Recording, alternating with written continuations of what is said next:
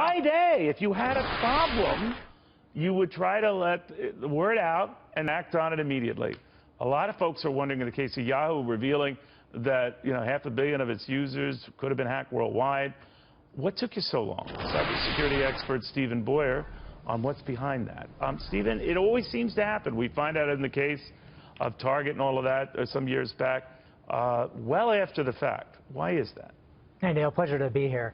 Oftentimes it's very difficult, right? Understanding the exact timeline is a challenge. Some of these attacks are very, very sophisticated, and sometimes they evade detection for long periods of time.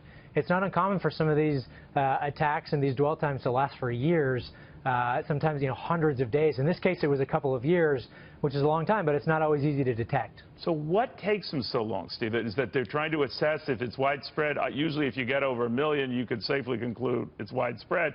Or are they looking into themselves to try to solve it, beat it, and then talk about it? Well, it's really interesting to understand the timeline here, and a lot of people forget. Back in 2012, Yahoo also disclosed about 450,000 accounts that had been breached. So some of this goes back to then, and then we kind of go back to 2014, where they believed that they had an intrusion, but they didn't understand just how broad it was. So fast forward to now, last month in August, they got some notifications that in the dark web there were some people trying to sell accounts. That investigation led them to understand that it was much worse than they had originally ascertained, and that's when they made the disclosure. Amazing, amazing, amazing. God knows what's happening right now. We'll find out maybe years from now. Stephen Boyer, thank you very much.